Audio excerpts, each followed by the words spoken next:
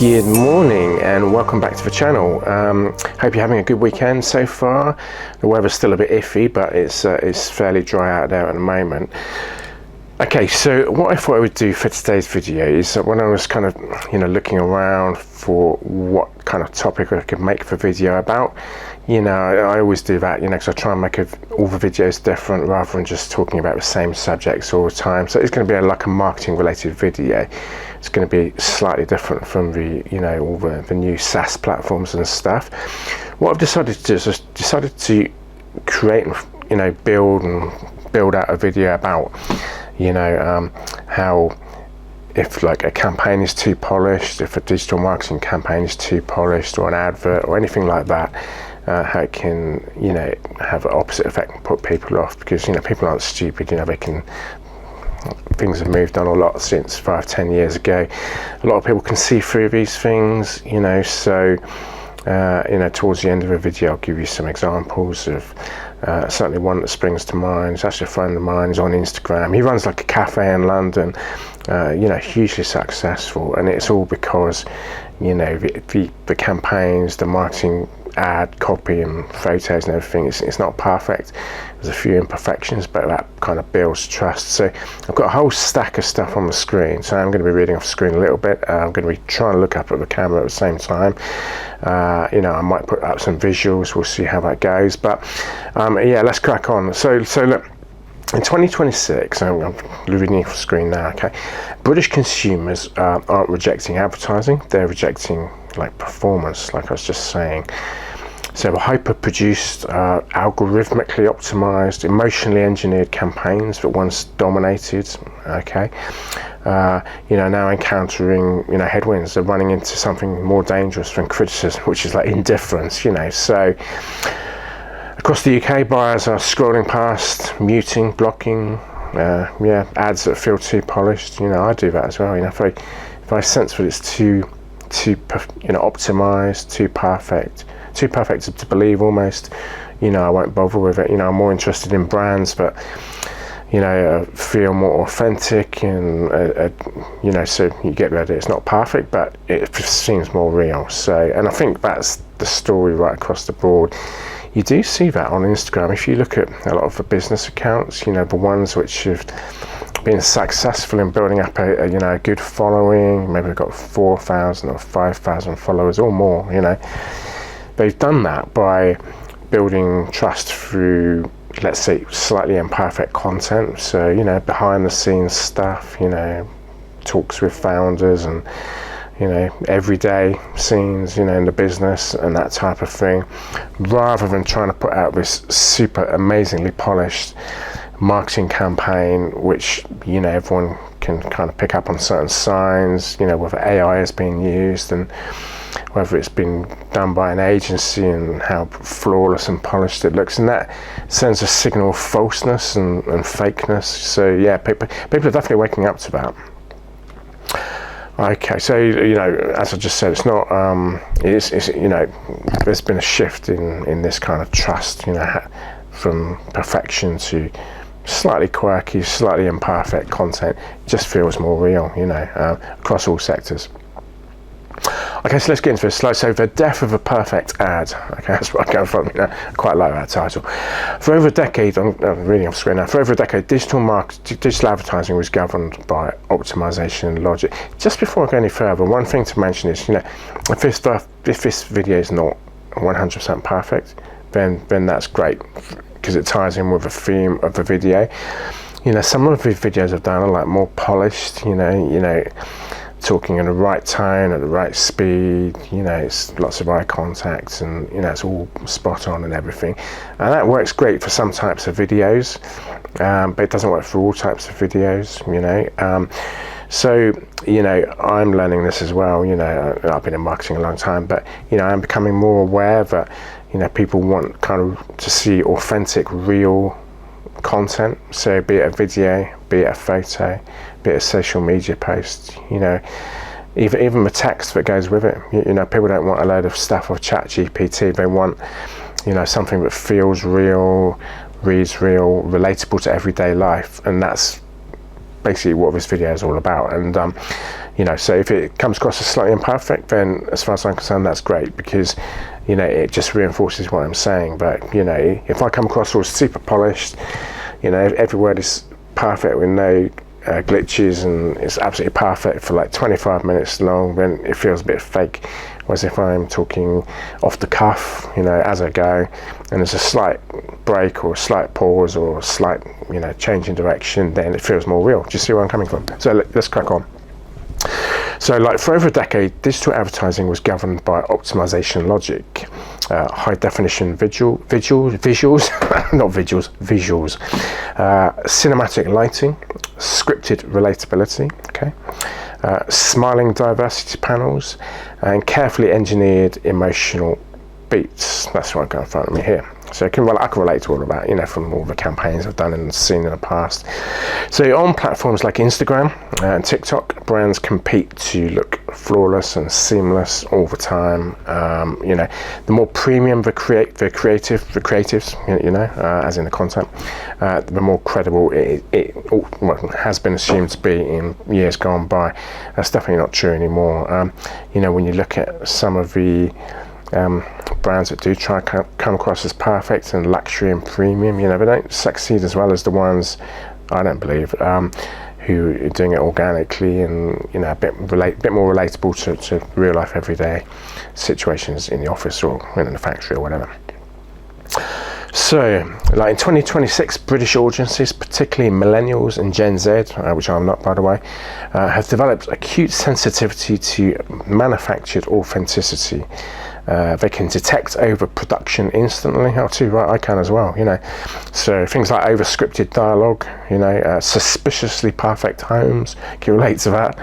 Artificial day in the life content. So you ever seen these content creators and they're creating content, a day in the life of, or like a day in the life of E&J United K, for example, and it all looks too perfect, doesn't it? Like the breakfast, the chauffeur, and it's just completely curated and manufactured, and people aren't interested in that anymore. I really don't think they are.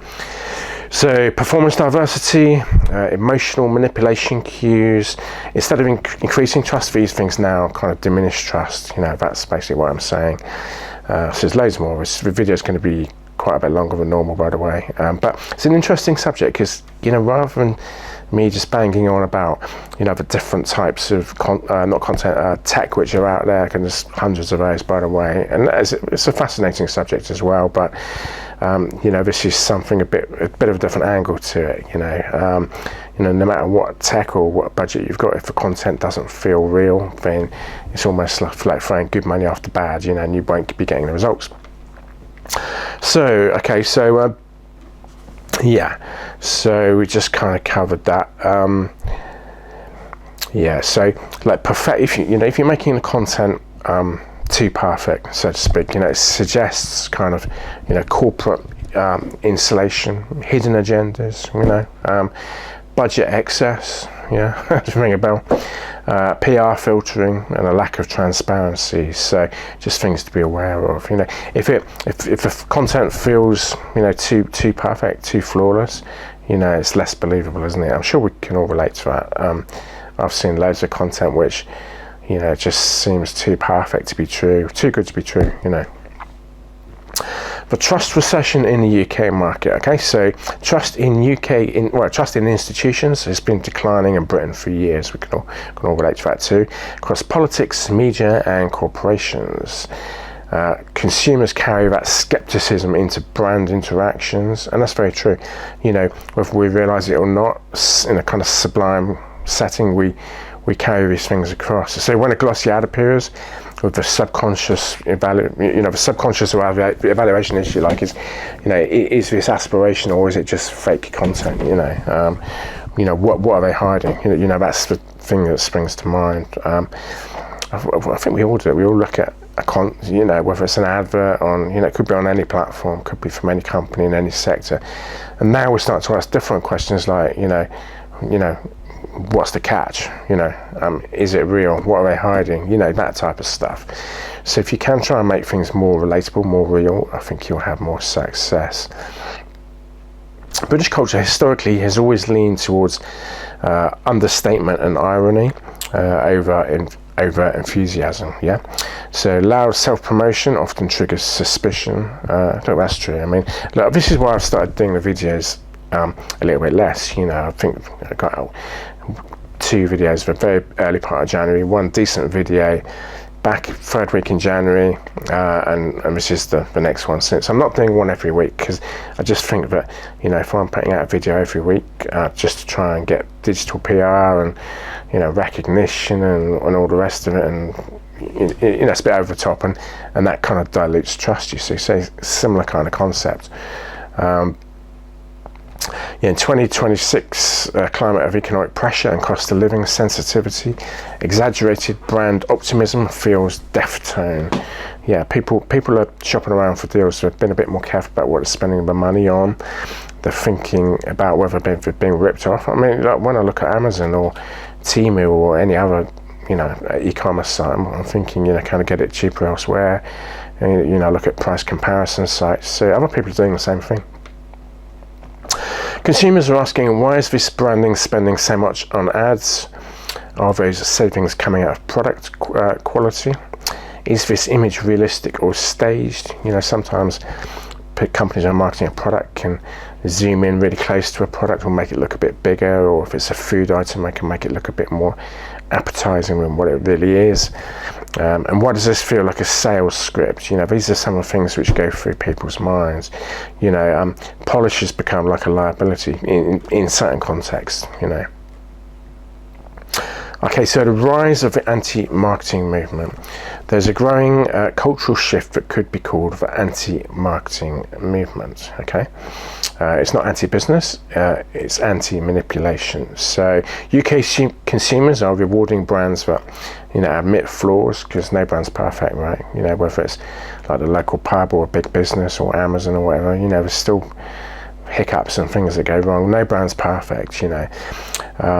So also UK consumers are rewarding brands that show behind the scenes reality. So, you know, behind the scenes operation, you know, whether it's in a kitchen or in the factory, or how the products are made, or in the office with the back office stuff. You know, people want to see that kind of stuff. You know, they don't just want to see what you want them to see. They want to see the whole 360 operation of what's going on at the company, the business, the premises.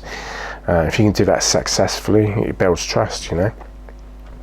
So also, you know, UK consumers are rewarding brands that use minimal editing, so writing a bit more naturally in a human style, human tone, and not relying on ChatGPT.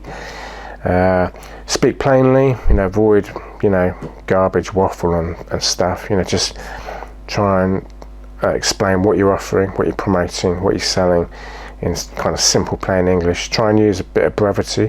It's a bit of a balance, because if you use too much brevity, people can think you're hiding something. So it's just that balance between brevity and, you know, waffling on and trying to blind people with science, especially if it's a tech product. So avoid inflated promises. Yeah, a lot of brands do that, you know, they have these highly inflated promises, and then, you know, maybe they're not as clear as they could be, and then when you look at them a bit more closely under a microscope, you know, you find out these promises are not what they were, you know, originally what you thought they were going to be. You know, so it might be like a warranty, and then you find out that the warranty only includes certain things and is only valid for like 3 months or something. Just like an example, you know. On TikTok, raw founder shot videos often outperform 6-figure campaigns. Yeah, I mean, TikTok's an interesting one. It is a different demographic, okay? You know, it's slightly younger people, but a lot of brands use it. I mean, I have a TikTok account. I don't really use it that much, but, you know, I've put a few videos up, a couple of shorts, and, you know, it is interesting. I mean, you know, sometimes you can get like a couple of hundred views and 10 likes on TikTok. But if you try doing the same on YouTube, you won't get those results, because they've changed the algorithm, and, you know, YouTube's a lot harder. Well, I think it is, you know, because I've been doing it for a while. It's harder than what it was 18 months ago or 12 months ago. You know, they've just tweaked the whole system, you know. So, you know, whether you're doing it organically or paid on YouTube, it's more difficult now than when it first was. So a lot of brands are getting onto TikTok to try and push their products, and you know, they're trying different strategies. You know, some of them are, you know, trying to wow people with their amazing product and stuff. And look, it's horses for courses. Some things work, some things don't. But you know, I do think the algorithm on TikTok, you know, will initially help you to get a bit more visibility without spending a lot of money. And certainly if your product is aimed at like the younger generations, like millennials or Gen Z or something, it's a great place to start. It really is. You know, yeah. So, okay, so there's quite a bit of this. I just said it's going to be a longer video. So we're only on 3 and there's at least 10. Okay, so this is not accidental. It reflects a broader digital literacy. Audiences now, and this is key, audiences now understand conversion funnels. Okay, you know, that's like the process that, you know, buyers are led into the sales funnel. So, you know, it starts with like awareness and, you know, this whole customer journey. And, you know, I think it's called AIDA. If you look at AIDA on, let's do it now. Yes, that's the kind of abbreviation from AIDA or something like that. Hang on, bear with me, 10 seconds. I have it up. Yeah, got it here. So yeah, the AIDA model is a foundation marketing framework representing the customer journey from initial brand awareness to final purchase. So AIDA stands for attention, interest, desire, action. Yeah, that's kind of how a lot of funnels work. Some of them are longer, you know, they have more stages, but that's the kind of nutshell of it. So attention, awareness, desire, and action. But the thing is, a lot of brands understand this now. You know, when they see like a campaign advert, you know, they're not as, I don't know, stupid is the right word, but obviously they're not stupid, but you know, they're more educated now. So, you know, regardless of whether you're targeting, you know, B2C or B2B, people are a lot more educated digitally about, you know, what's out there and stuff. So yeah, I mean, it's definitely true. Let's just get my original page open that I had. Yeah, so you know, people are becoming more got it. Yes, people are becoming more. What I said, the video wasn't going to be perfect. Did say, you know, the audience and the viewers are becoming more aware of this type of thing. So also things like influencer contracts. You know, maybe if you count back 7 or 8 years ago, and you had an influencer, you know, you could maybe con, if that's a good word, the audience into thinking that your brand was amazingly credible because you had an influencer, and an influencer would only work with a credible brand. But there's now lots of platforms, loads and loads actually, where you can actually pick your own influencer. And to be honest, I think it's a bit of a nonsense, because some of these people aren't influencers in the sense that you never heard of them. So, you know, it's not like having like a high profile figure that everyone's heard of, like David Beckham or Gary Lineker promoting your product.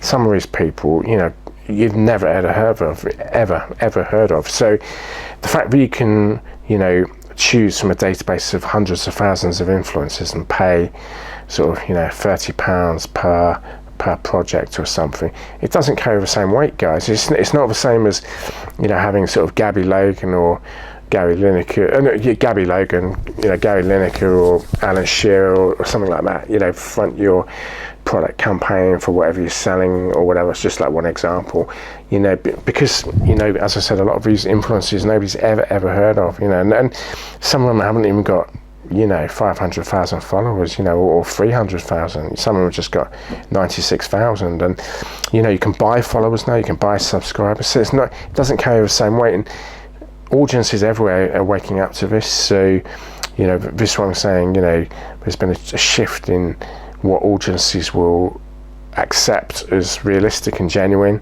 versus maybe 10 years ago. So also audiences understand retargeting ads. So, you know, that's basically when you visit a website, you know, the cookies will clock that you visited that website, and then you'll get follow-up emails and reminders and other ads just to kind of get you to lead you into that kind of sales funnel to make the purchase. I mean, I did it with Money Supermarket, and I was looking at something the other day, and, you know, a couple of days later I got you know, an offer from various organizations, you know, along the same lines. So, you know, that's how these things work, you know. Affiliate commissions, yeah, I mean, audiences, viewers, subscribers, friends, whatever you want to call them, like, they understand this as well. So affiliate commissions is basically when, you know, you might put a link on your company website, or another company, let's reverse it, another company might put a link on a company's website, and then, you know, when you buy something, that person or that website gets a commission, maybe 5% or 10%. You know, so yeah, I mean, you know, people are waking up to this. You know, like I said, back in the day, it's a bit of a chatty longer video today, back in the day, 10-15 years ago, you could literally just, let's go with 15 years ago, you could literally throw up a website, certainly 15-20 years ago, you could literally throw up a website and you had a business, you were a .com business, and everyone was going, oh wow, you know, you got a .com e-commerce business, you must be a successful entrepreneur. But nowadays, just putting up a website means that absolutely nothing. I mean, you know, if you go to card.com, CARRD.com, I think that's right. Is either card.com or card.io? Let's just check it out for you. Let's just check it out. Okay, so yeah, it's card.co. I misled you. It's CARRD.co. So for 10 quid, £10, you know, that's what it works out at. You can get three separate one-page, never-ending scrolling websites for a year with no hosting charges or anything. Now, you know, can you see how easy it is to put up a website now? You know, that doesn't mean you got a business, that doesn't mean you got customers, that doesn't mean you're making money. So everything's changed. People are becoming more aware about these, you know, what's out there and the solutions and stuff. So this is how it all ties into the video. You know, businesses, you know, companies, small businesses, there's a shift in how they're having to market themselves and build trust, and because a lot of the things they did do, you know, people can now see through. You know, basically when let's find my window. You know, I've got too many windows open here as usual. Bear with me. Yeah, hang on. I might have 10 secs.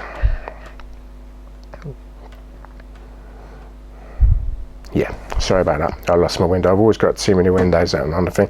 So look, when people understand these things, and AI generated content's the same, you know, there's more awareness about that. You know, 7 or 8 years ago, if you were to create some content like a graphic or a video with like AI content, people would go, oh wow, you know, these guys know what they're doing, or this person knows what we're doing and stuff. But there's more awareness about it now. You know, when I say more awareness, people, especially through my channel, you know, I talk about a lot of that stuff. You know, there's more awareness of what's possible on what budgets. So this stuff doesn't fly in the same way, you know.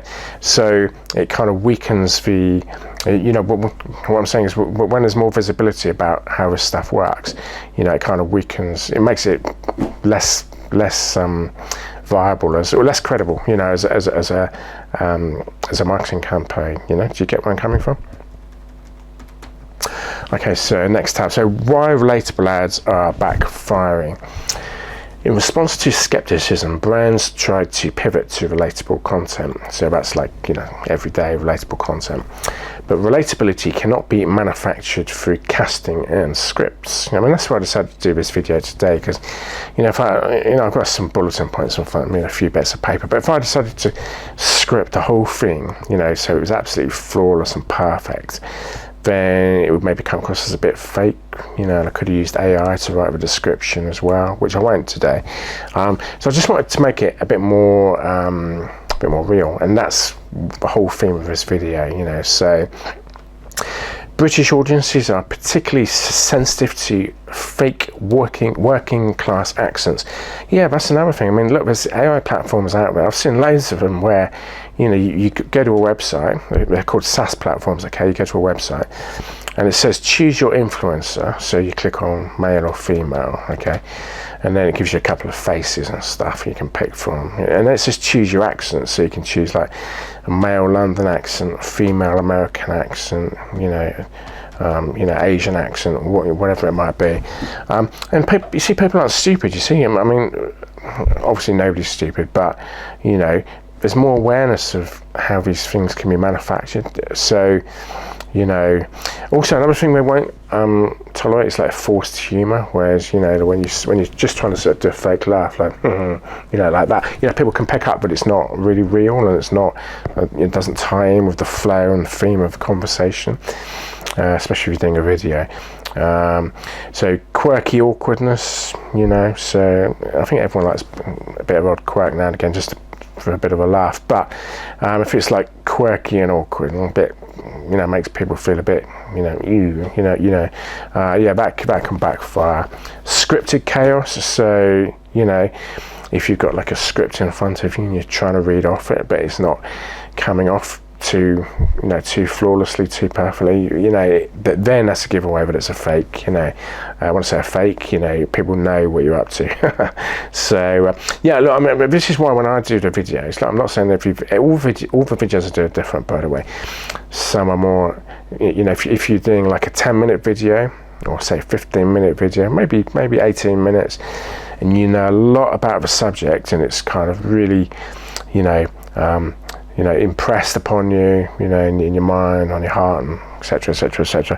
It's a lot easier just to sit there for 10 minutes and talk straight into the camera, nice and calmly, because you've got no notes, no bulletin points to look at. Everything you want to say, and you can add a bit of humor, you can make perfect eye contact, and it looks absolutely flawless. But for videos like these, where there's so much kind of nuance and context and stuff, I don't think it's possible to do that. So that's why I'm reading off the screen a little bit. I'm just using bulletin points, by the way. I'm not reading a whole article, and I'm kind of adding my own context in between. It just feels more real, which ties in with the theme of what the video is about for today. So another thing people don't like is like trend chasing slang. So, with the younger generations like Gen Z, millennials and stuff, there's these new slang words, which have come into use in recent years, and if you're using some of those, there's numerous ones, I'm sure you've heard of them, without mentioning any specific examples. It doesn't need to be anything relationship or girlfriend, boyfriend, sexual, anything like that, but there's certain slang words which the younger generations are using, and if you're trying to incorporate those into your video and you're in that age group, then it looks fake, to be honest. People can tell that you're just trying to import trend chasing slang to kind of get the views up and stuff. So that doesn't work. I don't think it does. So when brands attempt to mimic organic culture, the result can often feel patronizing. The failure pattern looks like this, okay? So, number one, brand identifies a TikTok trend. We've all looked at a TikTok video and thought, how they got those views, that visibility. Number two, the corporate team tries to recreate it using like AI. It's called rehashing, so look, everyone does it in marketing. You take an idea, you take a concept and you try and rehash it. Because if you think about it in real life, if you take any product, even down the local store, whatever it is generally speaking, they're taking an idea from somewhere else and they've tried to rehash it in some way, shape or form to different degrees. So that's definitely true. I mean, if you take a pack of crinkled cut chips across the local store, they've got that idea from, and thought, we'll make the pack a bit bigger, we'll do crinkle cut chips, ready frozen, go in the oven or whatever, slightly cheaper, slightly fancier packaging. So every idea is derived from another idea, and they build upon it, you see. And it definitely happens. Okay, so number three, the content feels slightly delayed after it's been recreated because people have already seen very similar content before. Number four, if the audience identifies brand intrusion, so that's when things start going down. Once the audience and the viewers have realised what you've done, they think, well, this is not original, this is not authentic.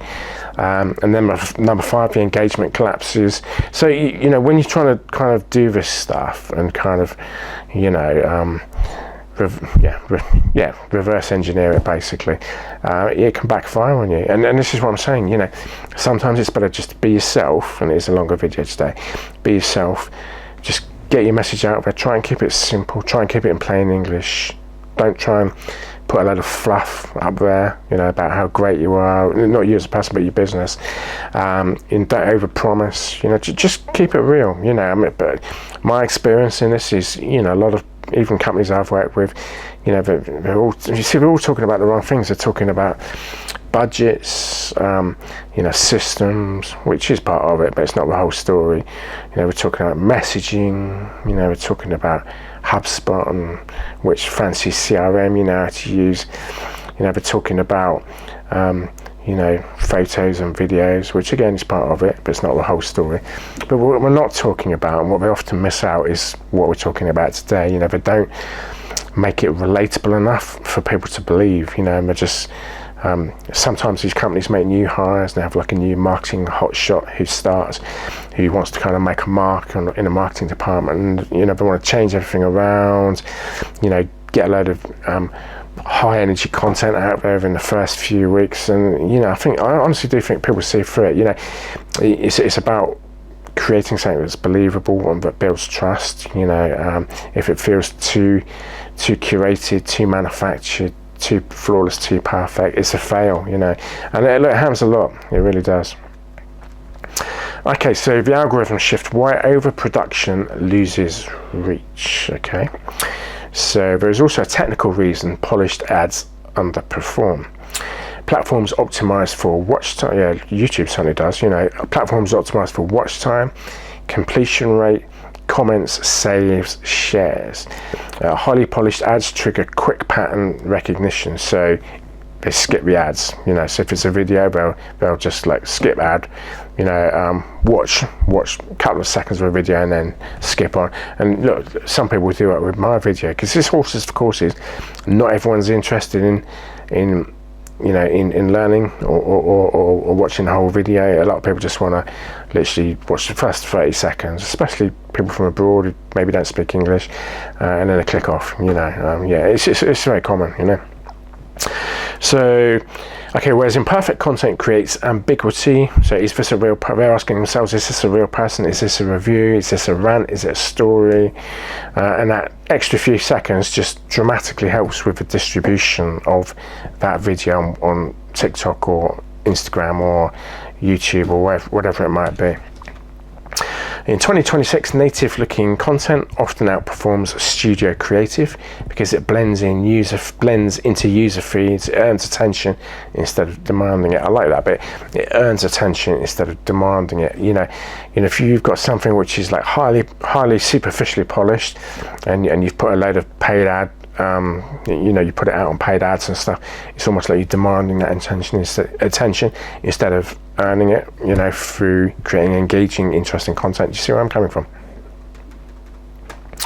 Okay, so I'll just have a sip of coffee. It's talking for quite a while today.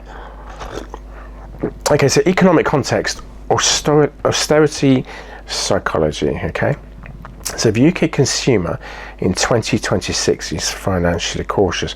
How very true that is. I was having this conversation the other day with somebody. You know, when households are scrutinising energy bills and grocery prices, cinematic brand films feel less, feel disconnected. They feel not less, but just feel disconnected from reality, because people are prioritising what's important to them. Like, could be petrol in the car, food on the table, energy bills, new clothes. You know, so other fancy things like, you know, cinemas and, you know, maybe going to the pub or going for a meal in a restaurant, you know, take back seat. So extravagant advertising can signal inflated margins, wasteful spending, misaligned priorities. Brands that show operational transparency, so by that I mean things like factory floors, founder updates, honest pricing, breakdowns, etc., etc. So are perceived a bit more, you know, well-grounded and trustworthy. Yeah, I'd say in times of financial stress, you know, realism wins over aspiration. You know, people got their priorities. Everyone's situation is different. You know, some people are single, some people are, you know, cohabiting, some people are married, some people have got a family, some people are divorced, some people are old age. You know, there's many different cohorts. But, you know, at the end of the day, people will always look at what's important to them first, you know. Okay, so we are getting through it. I said it was going to be a longer video. So what British consumers actually want? If not polish, what works? So number one, plain spoken communication, clear pricing, clear benefits, no hyperbole, no fluff. Okay. Number two, so visible humans. So I mean, this AI bot stuff gets to me. I mean, you know, I bank with building society and stuff, and you know, they've got like a like in the past, we used to be able to message them directly. You know, we used to log into internet banking, you could message them, actually speak to a human, you get a reply back within a couple of hours the same day. Now it's like an AI bot, and I think, you know, they've even disabled that. You know, it's an absolute nonsense.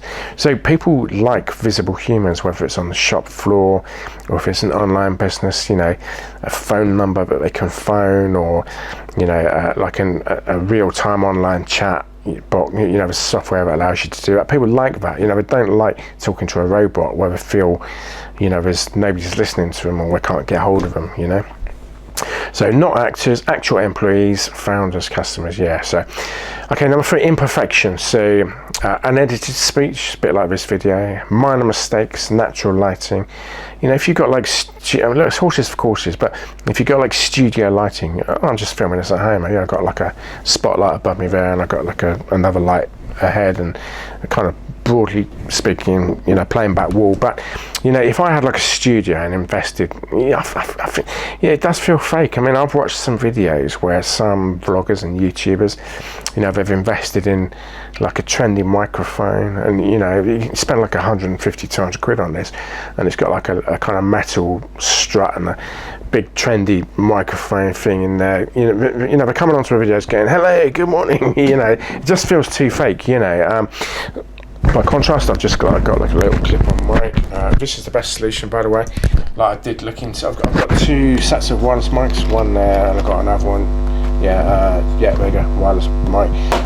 To be honest, I don't really use them because it's too much hassle. By the time you charge the battery on a video like this, the battery would just go flat. So these ones are the best, and it's so cheap. I mean, once you've got the wire, which comes with the camera, obviously, you can get the well, actually, no, that's not true. This actual plug-in wire that plugs into the side of the camera, the microphone, it comes with a little clip. You can see it just clips like that.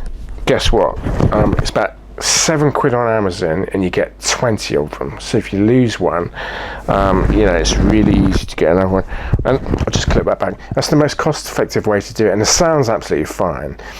So I do think, getting back to this over-polished stuff, you know, if you're like a vlogger, you know, YouTube creator, digital creator, whatever you want to call yourself, if you're investing too much money in all this trendy microphone stuff and these, you know, you can spend 250 quid on, but these are like really cheap ones, you know, but yeah, got one here from China, by the way. You see, all in there. I don't think you can see that, yeah. So, but these are really cheap ones, and it's just too much hassle. It might be useful if you're, you know, doing like an interview on location, and the interview is not too long. It might be useful, but I think the sound might be a bit tinny. These ones are fine. And if you lose one, or if you lose the top or the clip, you can. Well, I've got loads left. I've got, you know, at least 10 left. And 7 quid on Amazon, and you get about 15 of each part. So 10 of it. It might be 10 of them, and yeah, it's great. You know, you can't go wrong with it, guys. As soon as you start spending 250 quid on a mic, you know, and 500 quid on a Rode, you know, wireless microphone thing, or well, it could be any brand. I just happen to roll that for tongue. I'm not picking on them, but some of the wireless mics are like sort of, you know, for a good one, 200, 300 quid. Maybe refurbished, you might be able to get it at 150. I honestly think you're wasting money, and you might be giving an impression to the people. You know, they can pick up on this stuff. You know, if you're trying to be an influencer, you know, if you're trying to be a brand ambassador and come across as all confident with, you know, like a big mic or an expensive wireless mic or whatever, and the content's not very good, people can see through it. That's what I'm trying to say. Okay, so yeah, just try not to make the content too perfect. Just make it natural. If there's a few mistakes, fine, it's not a problem. People will respect that more than having 100% perfect content. Next one, self-awareness. So brands that acknowledge marketing fatigue often disarm skepticism. Okay, so example tone.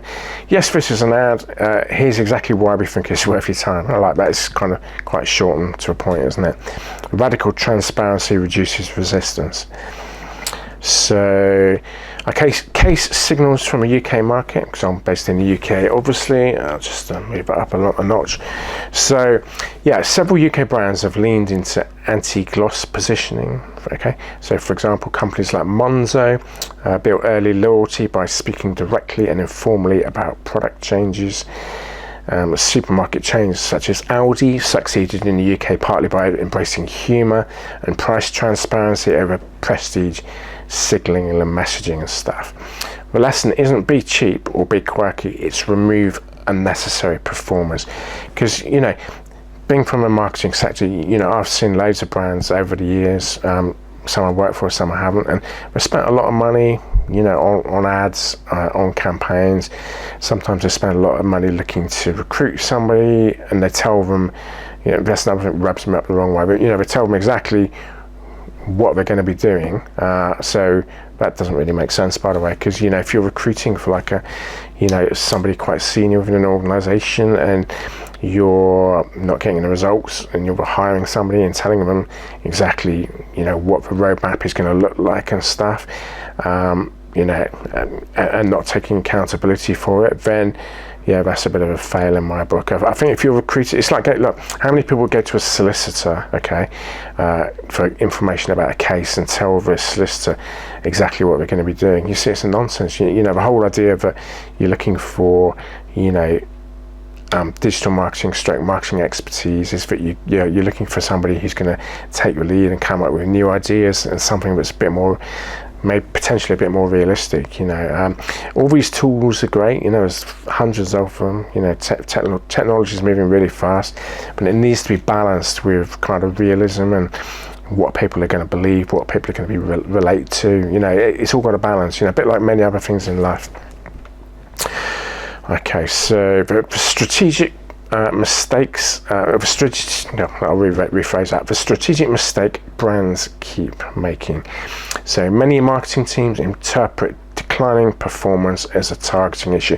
I've seen this in companies I've worked in the past, you know, not necessarily me personally, but in the department. So basically, you know, they increase the budget, they increase creative variance, you know, but what I mean by that is different types of content. So, you know, a good way to think about content is if you try and create some content to create awareness and some types of content to create buyer intent, you know, intent to buy and stuff like that. You know, that can work quite well, but that's not always the problem. You see, sometimes it's, as per this video, sometimes it might be that the product or the marketing is not really believable and it's too polished and comes across as a bit fake, you know. So it's not always down to the kind of informational awareness / buyer intent types of content. It could be that the brand or content is not really believable. Like, I've come across brands, different sectors by the way, and they've tried to come across as we're an award-winning XYZ, but they haven't been able to cut it, you see, you know, because it's not believable. You look at the website, you do a few checks on, you know, different SEO systems, you know, Ahrefs, SEMrush and stuff. You do a few checks on Endol Suite, and, you know, with your combined life experience, and maybe if you've dealt with other vendors or other traders in the past, you just reach a conclusion, but it's not believable. Look, it's a bit like, say if you've watched this video from start to finish, you know, you'd have a better idea whether to believe me or not. Does that make sense? You know, whereas if I just kind of sent you like a, you know, like a little photo with a bit of text and saying, you know, this is great, this is who I am, then, you know, you're more likely not to believe that. But if you've understood the context that I'm talking about, and the depth and the scope and the nuances and the caveats and everything, you're more likely to believe me. And so that's what this video is all about today. It's not meant to be perfect, it's about kind of being real, you know. So yeah, just getting off from where I left off. So the kind of mistake that brands keep making is they increase budget, creative variance, influencer partnerships. They think the problem is with the influencer. I've touched on this already. Some of the influencers are nonsense in the sense that people have never heard of them before. So the, you know, marketing director or somebody above a marketing manager will say, let's get some new influencers, but that's not always the problem, you know. Also, they might try and increase AI optimization. So, you know, that's how we use AI to generate the images and the videos, and the belief there is that will save more time, you'll have more time to spend on the marketing, but that might not be the problem as well. You know, things have to be believable, guys, girls. You know, it's you know, whether you're a small local pub or whether you're like a big business or a SME with like, I don't know, £1 million turnover or something, you know, the whole brand, not just the product, but the whole brand has to be believable. It has to be engaging. You know, people have to feel like it's not all some kind of fake setup, you know, especially with all the solutions around today, how you can set up a website and a social media account and content with AI. People want to check different sources and want to know that it's real, you know. But okay, so just following on from that, so but the problem isn't distribution, it's credibility. No amount of media fixes a trust deficit, as I've just touched on. If audiences perceive you are overly curated, every additional ad reinforces that same perception. Like I've seen this, you know, on Instagram, you know, you see, you know, influencers, different types, you know, some of them are trying to build their businesses as influencers, and everything's so curated, and they maybe do too many posts that look too perfect, too curated, and people aren't stupid, they're really not, you know. So look, the 2026 playbook, stop performing, start sharing. Here is the strategic shift required. Okay, so from persuasion to demonstration, yeah. From image control to process visibility. From emotional manipulation to informational clarity. From polished campaigns to consistent presence. See, that's the thing. That friend I talked about, he runs a cafe in London. He's got a consistent presence. He posts, I think, almost every other business day, you know. Now, I'm not saying every post is perfect, I'm not saying, but I would, well, he's done very well, put it that way, you know. He's got a solid business, cafe always seems to be busy, he's got like 4,100 followers. You know, if you are running a business, if you've got that consistency and your content feels real and genuine and relatable and ad hoc, spur of a moment, you know, it's going to have more success. Yeah, so from polished campaigns to consistent presence. The brands winning in Britain today are not louder, they're clearer. So yeah, they're just more visible and more consistent. Yeah. So that is kind of it. Yeah, I'm not going to read it anymore. I've added quite a lot of my own context as well as reading off the screen, so I don't want to make it too robotic, you know. I'm sure you got a message, and it's an interesting topic, isn't it? You know, rather than just talking about the tech, which is part of that marketing cake, if you like, but you know, there's different angles to this, different perspectives, different takes on it, and you know, a lot of brands, you know, even bigger ones, you know, they make the same mistakes, thinking that, you know, they believe that the reason they're not making the money or the reason they're not getting the sales is because there's something wrong with the posts, which they could well be. They believe that, you know, they're not running enough paid ads across Meta, TikTok, YouTube, Google Ads and all the rest of it. They believe that, you know, the messaging's wrong, or they believe there's a problem with the marketing manager, or it could be 101 things. But very often, as I've said, you know, a lot of these brands aren't 100% believable in the sense that, you know, they're trying to make out they're one thing, but all the official sources indicate something slightly different. And if, you know, if it's not believable, then people aren't going to believe it. So yeah, look, I'll leave that one there. That's enough for that. Thank you very much for listening. I hope you've enjoyed it. I hope you kind of managed to take something away from it, as well as, I know it's a long video today, but I really do hope you got something from that. So I hope to see you on the next video. So take care, and I'll see you soon. Bye.